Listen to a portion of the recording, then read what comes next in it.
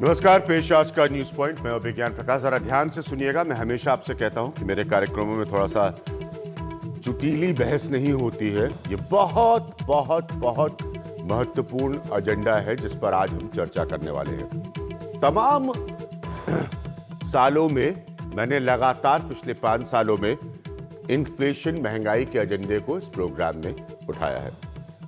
बात बहुत स्पष्ट है। मेरा अपना यह आकलन है और यह मानना है कि नरेंद्र मोदी को ऐतिहासिक बहुमत 2 पक्षों से मिला। हम बहस करते हैं भारत वर्सेस इंडिया की। इसमें कोई दो राय नहीं है कि भारत ने नरेंद्र मोदी को वोट दिया और इंडिया ने उसको बैक किया। इंडिया में आरोप यह भी लगा, इंडिया इंक ने नरेंद्र मोदी को बैक किया। अब सबसे बड़ा दौर नरेंद्र मोदी की चुनौती का शुरू होता है। वो इसलिए शुरू होता है क्योंकि लोगों में गुस्सा और नाराजगी कांग्रेस के खिलाफ मूलतः 2 बड़े विषयों पर घेर कर उनको नरेंद्र मोदी के करीब ले गई। पहला विषय इन्फ्लेशन का, महंगाई का, और दूसरा विषय करप्शन का, भ्रष्टाचार का। ये 2 विषय थे जिससे कांग्रेस से लोग दूर हुए और नरेंद्र मोदी की तरफ आकर्षित हुए। मैं आपको कुछ देर में यह भी समझाऊंगा कि किस तरह से बार बार महंगाई पर बोलकर मनमोहन सिंह फेल हुए, नाकामयाब साबित हुए। अब पहला मसला फूड इन्फ्लेशन का। खाने की चीजों में जो महंगाई होती है उसको रोकने के लिए नरेंद्र मोदी का एजेंडा क्या कह रहा है, जरा ध्यान से सुनिए। जमाखोरी और काला बाजारी के लिए सख्त कदम। इसका काउंटर पॉइंट मेरा यह है कि यह पार्टी ट्रेडर्स बेस की है, तो यह बहुत आसान कदम नहीं होगा। बीजेपी इसको अपने मैनिफेस्टो में भी पहले कह चुकी है। मूल्य नियंत्रण फंड, में अपने निर्देशक से रिक्वेस्ट करूंगा थोड़ा ग्राफिक्स धीरे धीरे रखें ताकि मैं समझा सकूं, लोग समझ पाए। ये बहुत अहमियत के मुद्दे हैं। हमारे घर में आने वाले आटा, दाल, चावल, प्याज का इस पर सीधा असर है। मूल्य नियंत्रण फंड, मेरा काउंटर पॉइंट यह है कि जब आप करंट अकाउंट डेफिसिट मैनेज कर रहे हो तो ये मूल्य नियंत्रण फंड के लिए पैसा कहां से आएगा। तीसरा पॉइंट अगर हम देखें, ये बहुत इंपॉर्टेंट है। कार्य क्षमता बढ़ाने के लिए एफसीआई का काम बांटा जाएगा। इस पर डिटेल करना बहुत जरूरी है कि एफसीआई का काम बांटने से क्या मतलब है। जरा देखते हैं एफसीआई का काम बांटने से क्या मतलब है। एफसीआई में खरीद, स्टोरेज और वितरण के अलग अलग विभाग होंगे। इनमें एक शब्द जो यहां पर है स्टोरेज, उसको लेकर व्यापक राष्ट्रीय बहस हो चुकी है। यह भी वो मसला है जिस पे मनमोहन सिंह की सरकार फेल होती हुई नजर आई। और आप सबको याद दिलाना चाहूंगा कि जब एक समय पंजाब में पड़ा अनाज सड़ रहा था तो देश की सुप्रीम कोर्ट ने कहा था कि आप इस अनाज को गरीबों में क्यों नहीं बांट देते। स्टोरेज की जो क्षमता है इस मुल्क में, वो एक बहुत बड़ी समस्या है। कृषि बाजार विकसित करना, एक नेशनल एग्रीकल्चर मार्केट बनाना, अच्छे विजन की सोच है, लेकिन क्या ये एक व्यापक राष्ट्रीय मंडी आप तुरंत तैयार कर सकते हैं? ये मेरा काउंटर पॉइंट है। और चौथी बात, इलाके के खान पान के हिसाब से फसल और सब्जियों की पैदावार में मदद। अब इसको जरा मूल मकसद के हिसाब से प्याज से जोड़कर देखिए।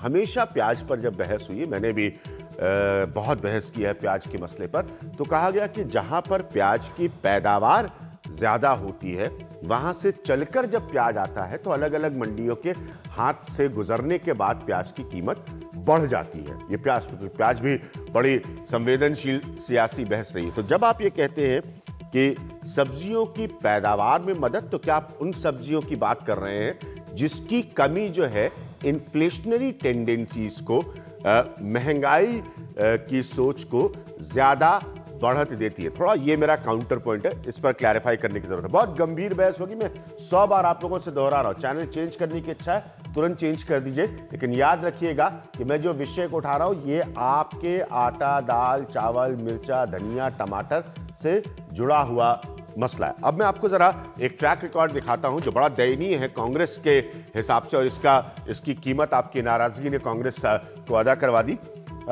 5 फरवरी 2010 में मनमोहन सिंह कहते थे महंगाई का सबसे बदतर वक्त खत्म हुआ है और स्थिति जल्द सुधरेगी। कांग्रेस को आपने 50 से कम सीटें दी, इसलिए आपको दोहरा रहा हूं कि महंगाई कितना गंभीर विषय हो सकता है नरेंद्र मोदी के लिए। 10 जनवरी 2011, मैं ज्योतिष नहीं हूं लेकिन मुझे विश्वास है कि हम मार्च तक कीमतें काबू कर लेंगे। ये 10 जनवरी 2011 को मनमोहन सिंह ने कहा था। 31 मई 2013 को मनमोहन सिंह ने कहा आने वाले महीनों में महंगाई पूरी तरह से काबू में होगी। 30 अगस्त 2013, the favorable monsoon and anticipated good harvest will help bring down food prices and ease the task of controlling inflation। यानी कि मानसून बेहतर होगा और उसकी वजह से जो खाने के दामों की महंगाई है, फूड इन्फ्लेशन जो है, उसको आसान करना आसान हो जाएगा। मनमोहन सिंह इनमें से कई सारी डेडलाइंस पर खरे नहीं उतरे और उसका खामियाजा आप लोगों ने मनमोहन सिंह, कांग्रेस पार्टी, सोनिया गांधी, राहुल गांधी को दे दिया। अब आते हैं नरेंद्र मोदी के विषय पर। मेरे साथ जानकार लोग हैं। अखिलेश मेरे साथ मौजूद है जो इस गवर्नमेंट को बहुत क्लोजली एनालाइज करते हैं, देखते हैं। हमारे सीनियर जर्नलिस्ट के तौर पर विजय गोयल साहब मौजूद हैं जो कि एक सीनियर लीडर है भारतीय जनता पार्टी के, आप सब जानते हैं। प्रवीण झा हैं, जवाहरलाल नेहरू विश्वविद्यालय से जुड़े हैं, एक इकोनॉमिस्ट हैं। और रीटा जोशी हैं जो कि कांग्रेस की सीनियर लीडर है और कांग्रेस की स्पोक्स पर्सन भी है। सबसे पहले मसला फूड इन्फ्लेशन का, कि खाद्य जो खाने की चीजों की महंगाई है उसको रोकने के लिए इफेक्टिव तरीका है। प्रवीण, आप कन्विंस्ड है जो एजेंडा रख रही है भारतीय जनता पार्टी सबके सामने? नहीं, ये तो वही बातें दोहरा रहे हैं जो कांग्रेस एक समय कहती थी। हाँ, मैं जानता हूं। इसलिए उसमें जो है, हाँ। अब बस कई बार शब्द अलग अलग हो जाते हैं, लेकिन मिला जुला के जो बातें कहने का प्रयास कर रही है बीजेपी, मुझे उसमें कहीं कुछ नया नहीं दिखाई दे रहा है। मसलन कि जो पब्लिक डिस्ट्रीब्यूशन सिस्टम है इसको हम रिफॉर्म करेंगे, वो रिफॉर्म की बात हम सुनते ही रहे। स्टोरेज इत्यादि में हम इम्प्रूवमेंट लाएंगे, अब वो भी हम पिछले 5 नहीं बल्कि 10 वर्षों से सुन रहे हैं। अलग अलग राज्यों के हिसाब से तकरीबन औसत 60% से ज्यादा का बनता है जो स्टोरेज कैपेसिटी की आपको स्टोरेज क्षमता की जरूरत है, क्योंकि आप ये देश के लोग अगर इस कार्यक्रम को देख रहे हैं जान ले कि अनाज एक्सेस में पैदा होता है, अनाज ज्यादा पैदा होता है, समस्या स्टोरेज की। ये बड़ी मूल बात समझा रहा हूं मैं आपको। तो ये जो सप्लाई साइड को जो इंप्रूव करने की बात कर रहे हैं वो कैसे करेंगे, कितने दिनों में करेंगे, तो बातें तो वो दोहरा रहे हैं। इसी तरीके से एक आध चीज नहीं कही है, मसलन जो जैसे एग्रीकल्चर मार्केट, हाँ, वो एग्रीकल्चर मार्केट, नेशनल मार्केट की बात, हालांकि उसकी तरफ जो है कांग्रेस या यूपीए सरकार भी बराबर चर्चा करती रही थी, लेकिन इस पर थोड़ा ज्यादा जोर दिया गया है। और उसके अलावा जो मूल्य नियंत्रण फंड वाली जो बात कही गई है, उसके लिए पैसा कहां से आएगा? पैसा कहां से आएगा? आपका करंट अकाउंट डेफिसिट खराब है, वो है,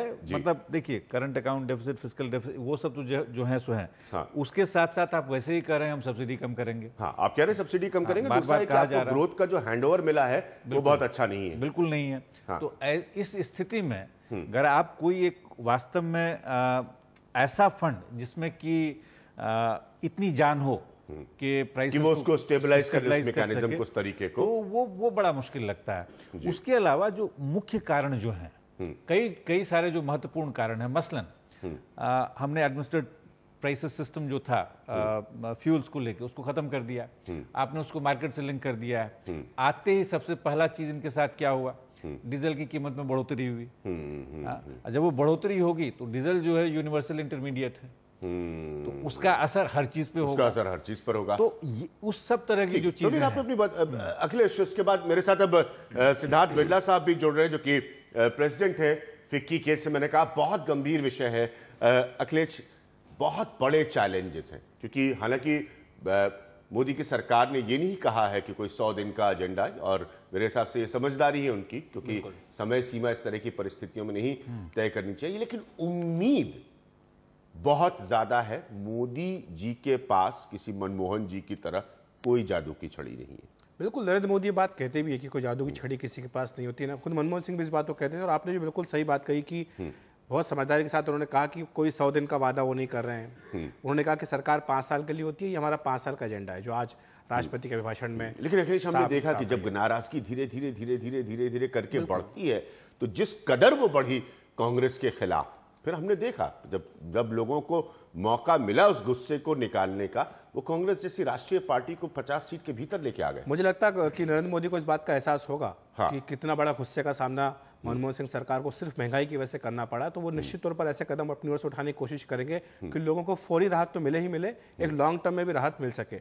दूसरी बात, वो जो लोगों से कहेंगे वो ये कहेंगे कि वाजपेयी सरकार का ट्रैक रिकॉर्ड आप देखिए कि जब अटल बिहारी वाजपेयी की सरकार थी तब खाद्य पदार्थों की कीमतें क्या थी, पेट्रोल डीजल की कीमतें क्या थी, और मनमोहन सरकार में क्या हुआ, जो लगातार 10 साल में उन्होंने कैंपेन के दौरान रखा भी है। तो वो एक ट्रैक रिकॉर्ड लोगों के सामने लेकर के जाएंगे कि जब भी बीजेपी की सरकार होती है तो महंगाई कम होती है, और आगे भी ऐसा होगा। कम से कम वो ऐसा करने की कोशिश करते हुए दिखाई देना चाहेंगे।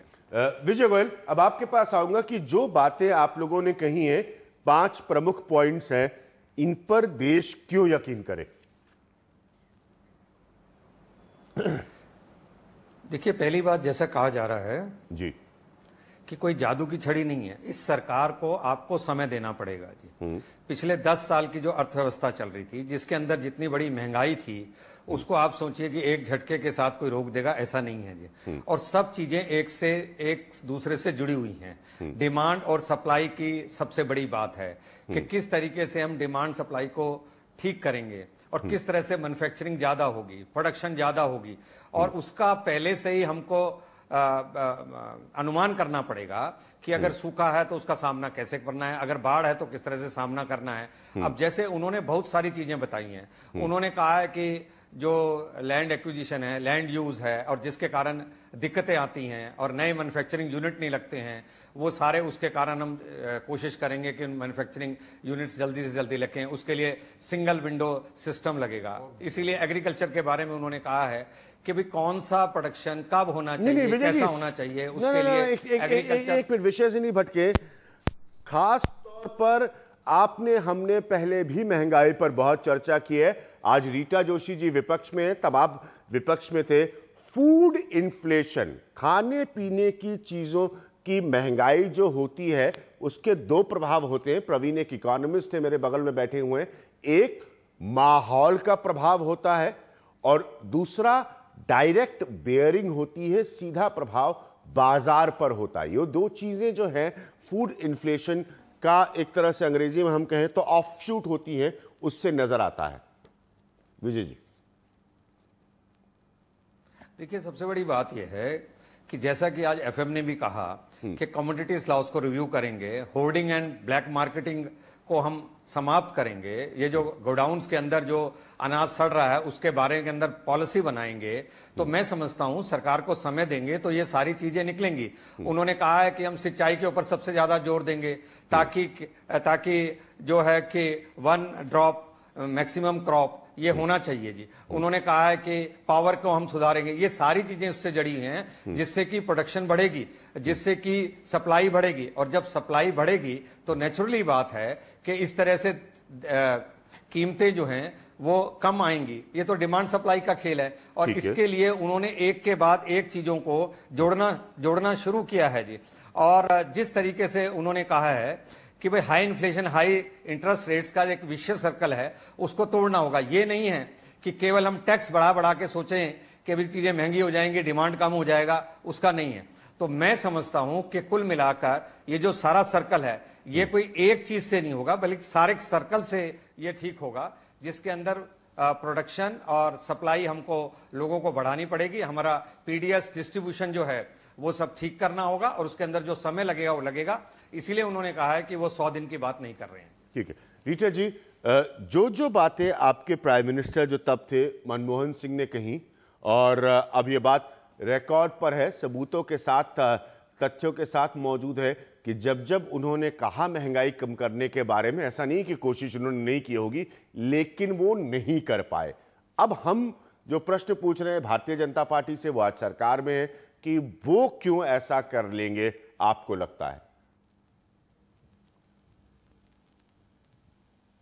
देखिए, मैं सबसे पहली बात तो ये कहना चाहती हूँ कि पूरे चुनाव के दौरान मोदी जी ने एक ही बात कही कि इनको आपने 60 साल दिए, मुझे 60 महीने दीजिए, यानी 5 साल का एजेंडा। हमने सोचा था कि राष्ट्रपति के अभिभाषण में 5 साल का एजेंडा आएगा, पर उन्होंने उसको 10 साल का एजेंडा बताया।